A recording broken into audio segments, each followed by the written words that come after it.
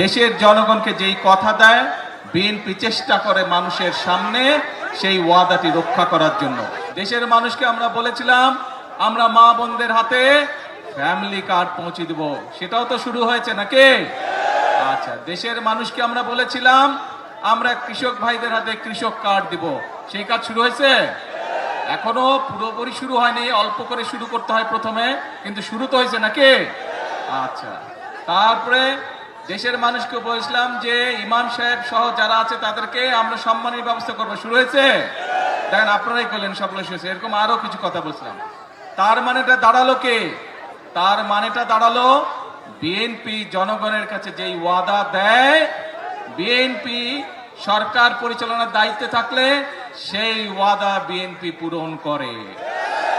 আমি এখানে সেই 2001 সালের নির্বাচনে আমি বরুড়াবাসীর সামনে দাঁড়িয়ে বলেছিলাম যে বরুড়া আর আমার জেলা বগুড়া দুটো উচ্চারণ অনেক কাছাকাছি।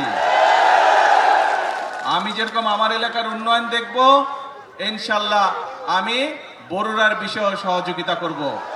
কথা রেখেছিলাম আমরা সেই সময়। আপনাদের এখানে প্রচুর সেই সময় রাস্তাঘাট, স্কুল, কলেজ, ব্রিজ, কালভার্ট তৈরি হয়েছিল, কিন্তু এলাকার মানুষের যোগাযোগের জন্য, সুবিধার জন্য। বিএনপি দেশের জনগণকে যেই কথা দেয় বিএনপি চেষ্টা করে মানুষের সামনে সেই ওয়াদাটি রক্ষা করার জন্য। গত 16-17 বছর আপনাদের ভোট দেওয়ার অধিকার ছিল দেশের মানুষের, ভোট মানুষ দিতে পারে নাই। কেউ যদি সরকারের বিরুদ্ধে কথা বলতো কি করত? গুম হয়ে যেত, মামলা হইতো, এসে ধরে লয়ে যেত, হইতো না?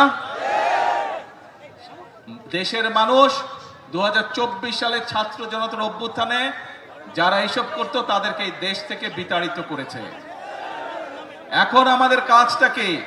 আমাদের মূল কাজ হচ্ছে আমরা আন্দোলন করেছি, সংগ্রাম করেছি, বাংলাদেশের মানুষ আন্দোলন করেছে, সংগ্রাম করেছে, বহু মানুষ শহীদ হয়েছে, বুকে তাজা রক্ত ঢেলে দিয়েছে দেশের মানুষের গণতন্ত্র প্রতিষ্ঠিত করার জন্য।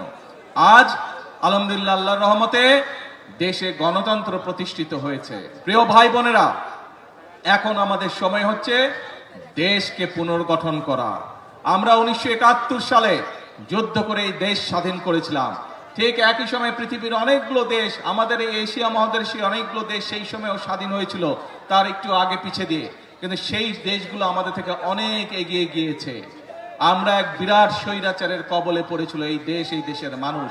সেই স্বৈরাচার থেকে, কবল থেকে এই দেশকে, দেশের মানুষ মুক্ত করেছে যেভাবে ঠিক 1971 সালে হানাদার বাহিনীর হাত থেকে বাংলাদেশের মানুষ স্বাধীনতাকে ছিনিয়ে নিয়ে এসেছিল।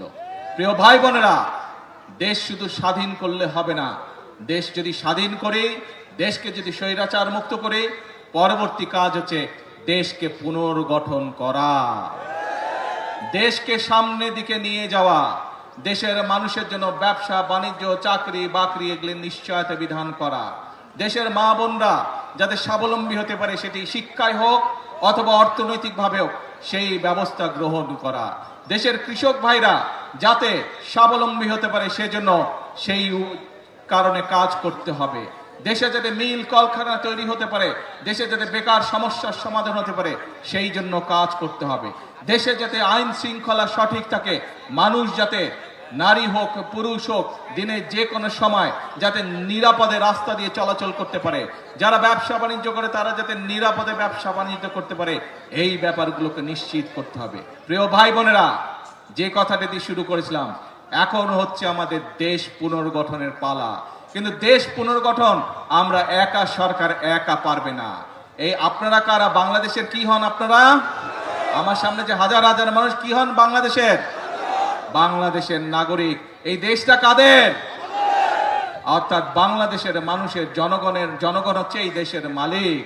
প্রিয় ভাই বোনেরা, সেজন্যই মালিক যখন নিজে দায়িত্ব নিয়ে তার দেশের দেখভাল করে, তখনই দেশ সামনের দিকে এগিয়ে যায়।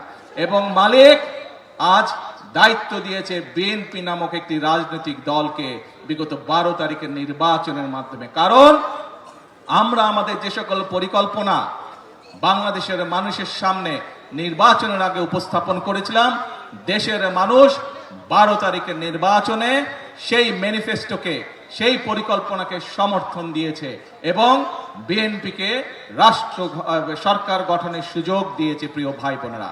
এবং সেজন্যই আপনাদের কাছে যে সকল ওয়াদা আমরা দিয়েছিলাম সেই ওয়াদাগুলো পর্যায়ক্রমিকভাবে আমরা বাস্তবায়নের কাজ শুরু করেছি। কারণ এই যে আপনারা যে দেশের মালিক জনগণ, জনগণের সমর্থন বিএনপির সাথে আছে।